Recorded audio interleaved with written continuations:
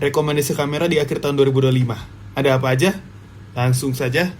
Tapi jujur aja ini rekomendasi kamera yang menurut aku bagus dan mungkin secara spek nggak yang paling unggul. Bahkan mungkin bisa dibilang termasuk salah satu yang paling buruk.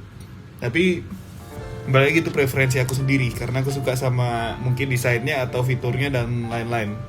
Yang pertama dan termurah, Fujifilm X-M1. Bisa lihat kalau misalnya Fujifilm X-M1 sekarang harganya di sekitaran 2-3 jutaan. Kenapa Fujifilm X-M1? Harganya murah. 3 jutaan itu untuk kamera murah banget, apalagi mirrorless. Dan bisa dilihat dia udah punya sensor APS-C dan juga dia Fujifilm. Dan dia juga punya beberapa fitur filter filmnya Fujifilm yang terkenal itu yang orang-orang pada suka, nggak tahu kenapa. Oke, lanjut saja. Yang kedua ada Sony A6000 yang merupakan rival terdekatnya. Sony A6000 sendiri harganya lebih mahal di sekitaran 4-6 jutaan. Keunggulan autofocus dia jauh lebih bagus. Udah itu doang. Next, Lumix GX85. Harganya di kisaran 6-7 jutaan. Kenapa Lumix GX85? Dia udah bisa video 4K dan juga punya IBIS yang lumayan bagus. Kekurangannya sensor dia micro four third, yang dimana itu sensor lebih kecil dibanding Sony A6000 yang sebelumnya sama Fujifilm X-M1 yang sebelumnya, tapi mereka nggak bisa 4K, ini bisa. Tapi kalau misalkan kalian punya duit lebih banyak dikit, lebih banyak 1 juta, coba cari Lumix GX9. Kenapa Lumix GX9? Bisa dilihat seperti foto yang ini. Kalau misalkan Lumix GX9 itu viewfinder-nya bisa dinaikin dan juga software-nya lebih bagus bila dibandingkan dengan Lumix GX85 yang lebih lama. Jadi intinya GX9 itu adalah penerusnya dari GX85. Tapi tambah sedikit lagi kalian bisa dapat Sony CV-E10 yang menjadi kamera konten kreator kebanyakan orang. CV-E10 harganya sekitaran 10 juta sampai 11 jutaan. Dan kenapa CV-E10 nggak 6400 yang punya bodi magnesium dibanding CV-E10 yang cuma plastik? Sebenarnya bahasannya itu kecil, tapi menurut aku itu penting karena pengalaman sendiri sih menggunakan kamera Fujifilm X-10, yaitu CV-E10 udah Type C, A6400 masih belum. Sesimpel itu. Kekurangannya CV-E10 lainnya selain bodinya plastik, dia belum punya IBIS. Tidak seperti GX85 dan GX9 yang udah punya IBIS, tapi mereka sama-sama bisa 4K. Oh ya, lupa bilang kalau misalkan rekomendasi kamera ini berdasarkan pengalaman saya pakai Fujifilm X-10 yang mana sebenarnya nggak jelas sih. Tapi ya udahlah, video nggak jelas. Dan mungkin di sini kalian juga mulai sadar kalau misalkan referensi aku pribadi adalah kamera yang bodinya itu berbentuk rangefinder, yang dimana viewfindernya itu bukan di atasnya tapi di samping kanannya atau di samping kirinya.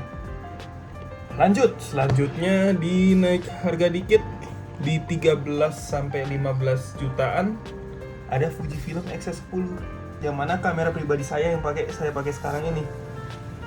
Kenapa Fujifilm X-10? Karena dia itu punya IBIS, APS-C, bisa 4K, dan autofocusnya lumayan. Nggak sebagus Sony tapi ya lumayan. Bisa lihat video sebelumnya kalau misalnya mau lihat review nggak jelas saya juga.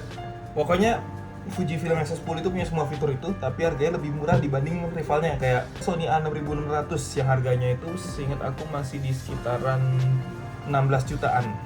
Selain X-10 sebenarnya ada juga Fujifilm X-M5 yang menurut aku nggak kalah bagus, dengan spek yang lebih bagus, tapi harganya lebih murah, 500-200 ribuan.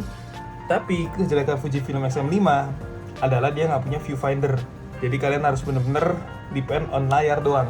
Selanjutnya, kalau misalnya kalian pekerja keras, Fujifilm X-A2, di mana harganya sekitar 30 jutaan.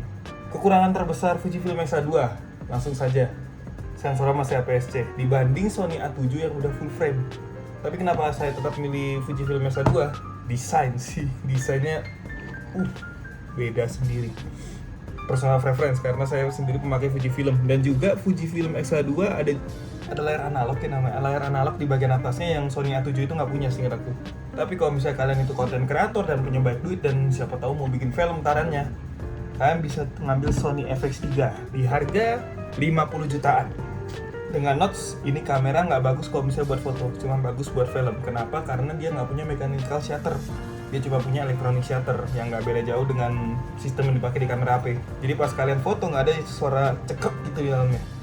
Tapi kalau misalnya menurut kalian 50 juta itu duit yang kecil aja, yang kecil, ya nggak banyak, kalian orang kaya dan kalian pengen ngabisin duit, bisa ngambil Sigma BF. Kenapa Sigma BF?